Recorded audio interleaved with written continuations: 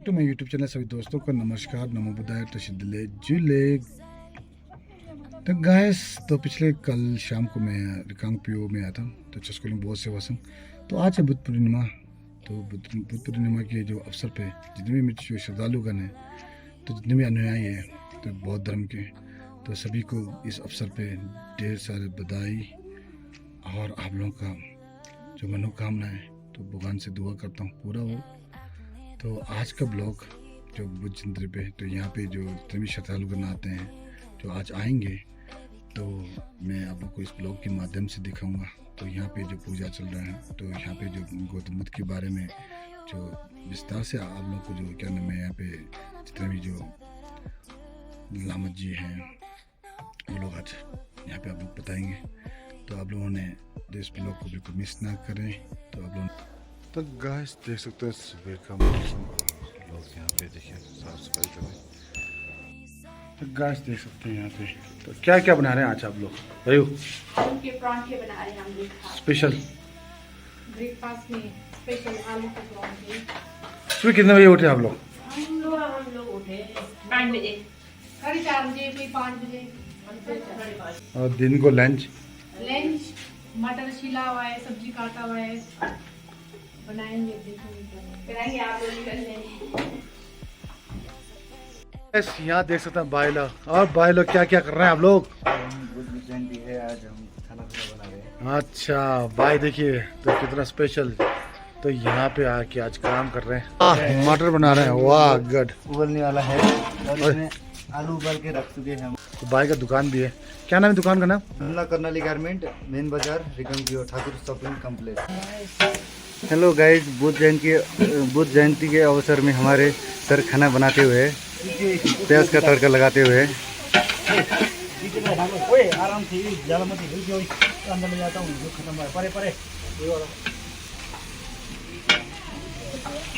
Guys देख सकते हैं हम लोग आज स्पेशल बना रहे हैं खाना।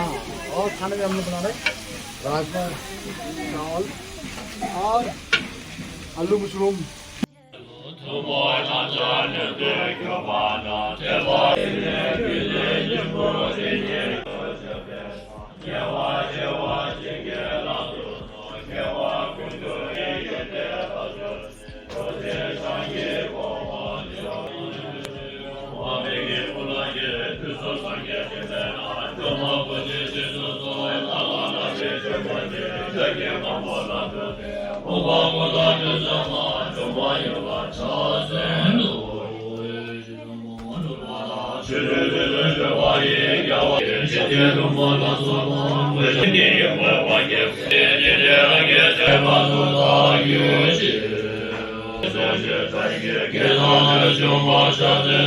तो गैस तो हमारा फाइनल तैयार हो रहा है। हो गया भाई? हो रहा है? हो चुका है, हो चुका है। तो हमारा मसाला तैयार है। इसके बाद अब मटर पनीर, आलू का सब्जी और राजमा दाल बनेगा जी। आज ये बुद्ध जयंती के अवसर में आज बढ़िया खाना बना रहे हैं हम। Okay good. दुर्लभ है। तो मैं आज और इसी के साथ साथ मैं ये कहना चाहूँगा कि आज में लाखों बहुत अनुयायी लोग इस विषय पर आंदोलन कर रहे हैं। तो मैं अभी कि हमारे जो वक्ता गेशे जोबा दुंडुक से सादर निवेदन करूंगा कि वे यहाँ पधार रहे हैं और जयंती का परिचय देने की कृपा करें। गेशे जोबा दुंडुक।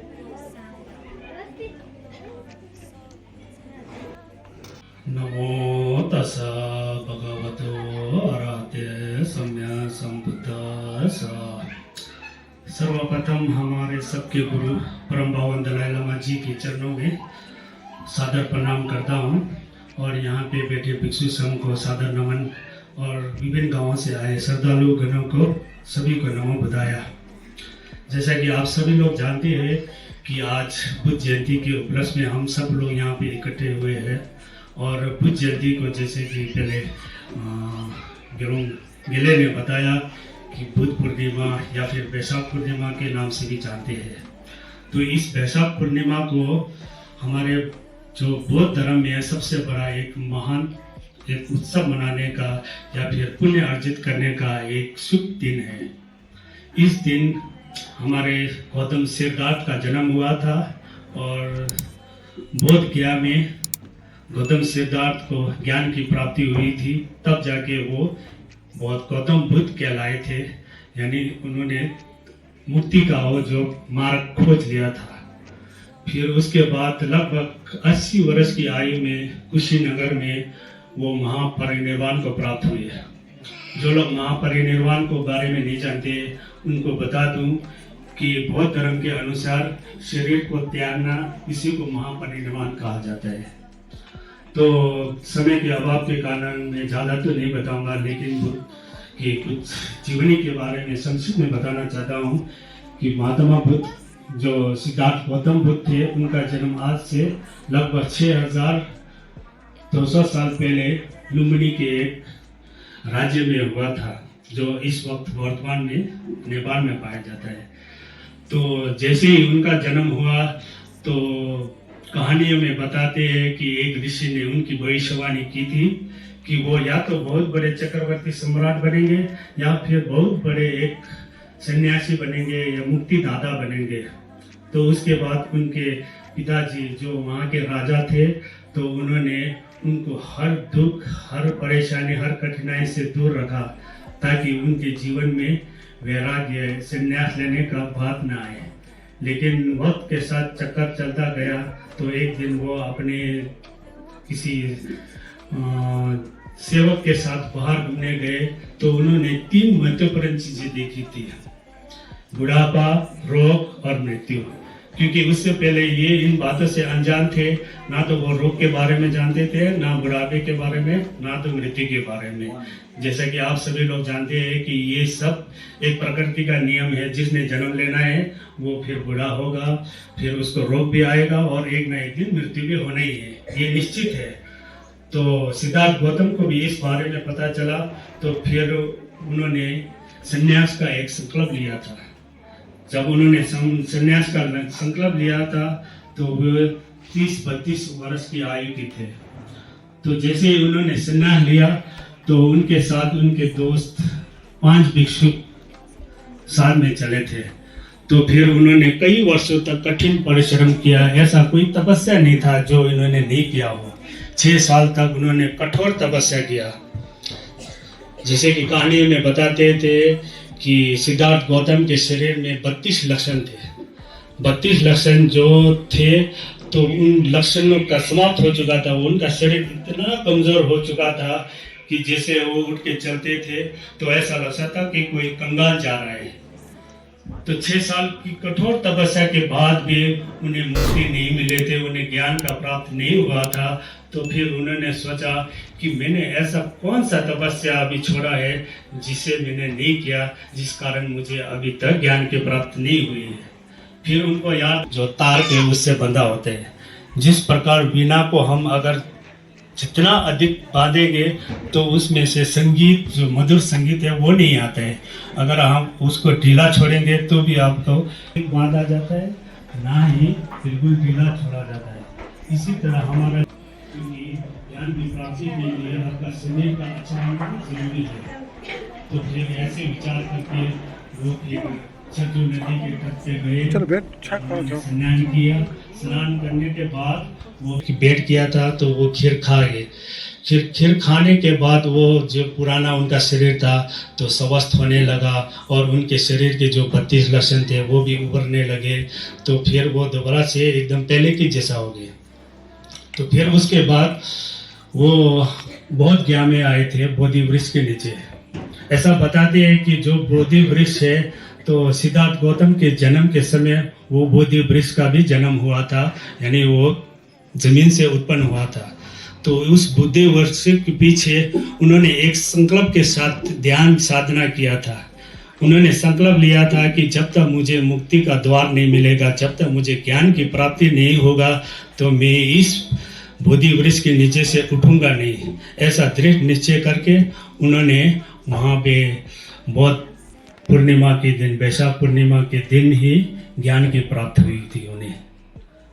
तो फिर उसके बाद जो उनके जो साथी थे, 5 साथी, तो कई वर्षों के बाद जब वो मिले तो सारनाथ में उन्होंने पहला धर्म का प्रचार किया था, जिसे हम 4 आर्य सत्य के नाम से भी जानते हैं। 4 आर्य सत्य: दुख, दुख की उत्पत्ति, दुख से मुक्ति और दुख से मुक्ति का मार्ग।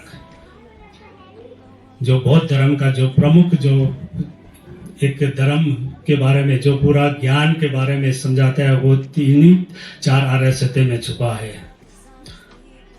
तो वैसे तो महात्मा बुद्ध ने बौद्ध धर्म के बारे में बहुत सी बातें कही है, तो इन सब विषयों को तो यहाँ पे बताना मुश्किल है क्योंकि समय के अभाव है।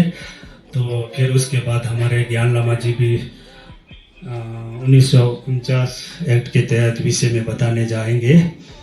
तो इसी तरह उन्होंने 4 आर्य सत्य के बाद लगभग 80 वर्ष की आयु में कुछ नंबर में उनका महापरिनिर्वाण, यानी कि वो इस संसार को छोड़ के चले गए थे।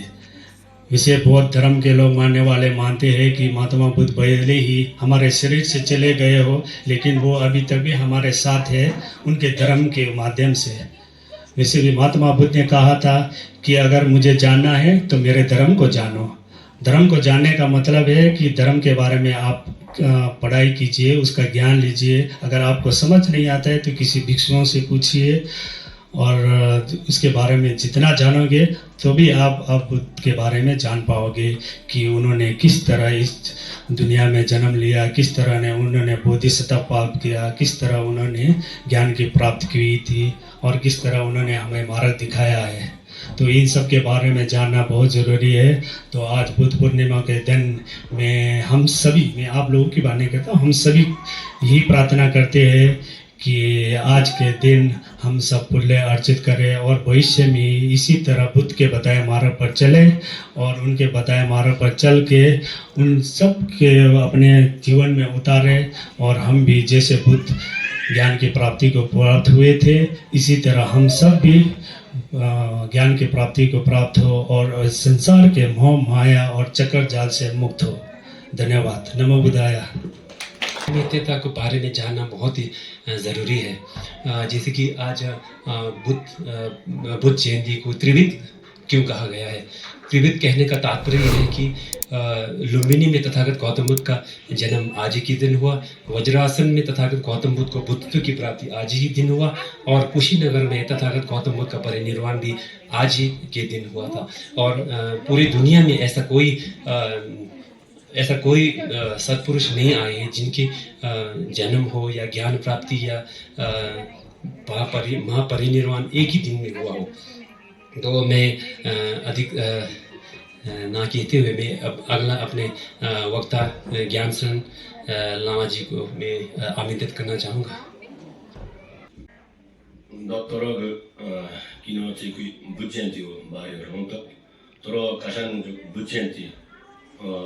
वार्षिक दिन लनाली दिवस तरो काशन दो छोस्कोनिंग बहुत सेवा संग गोम्बो काशा चेकी जोमशिस बाइसे पांगदांग राधे पांगदांग किनो चेकी ग छोस्कोनिंग बहुत सेवा संग गोम्बो की तरफ से किनो चेकी नमो बुदाया दो आई काशा चेकी बुज्जयंती के बारे में चेकी काशा नेच बुज्जयंती हाला हाला तो सुना गेशिलास लिरोमोश आचार्य लिरोमोश दक बुज्जयंती बारे त्योहार दक काशान जैसा वैसा था बुज्जयंती जैसा आई धर्म लांचान बराबरी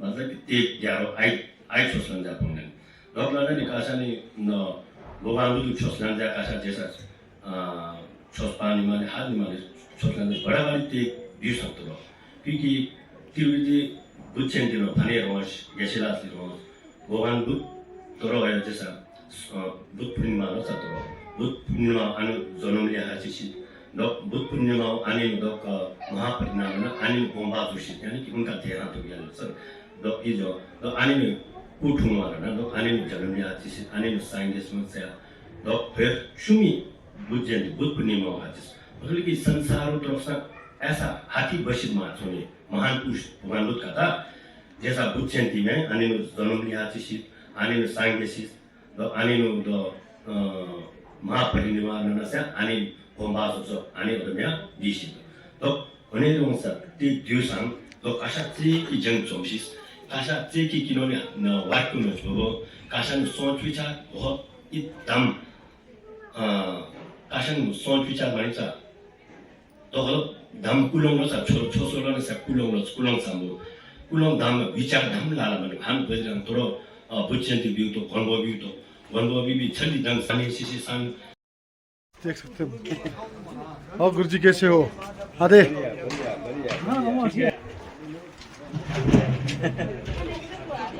ये क्या क्या बना रहे हैं? काम कर रही हूँ मैं, आप फ्रूट का ये क्या है? टाइम नहीं है। क्या बना रहे हैं ये क्या बना रहे? ये तरबूज काट रहे हैं। आप बोलो ये हम क्या बना रहे हो? ये स्पेशल तरबूज क्या दे रहे हैं? ये थोक देने के लिए। सब थोक दे रहे हैं। हाँ, अभी हो गया अच्छा ना। वो सब खाना खिला के अब थोक देना पड़ेगा। तो खाना भी खिलाना है मम्मी, हाँ, यही यहीं रख दो।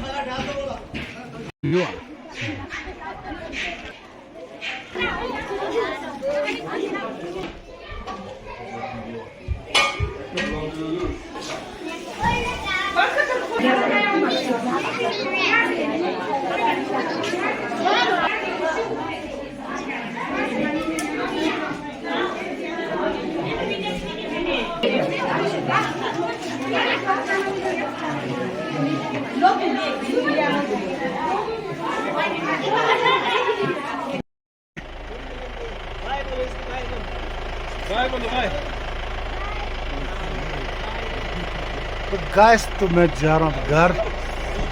Okay bye.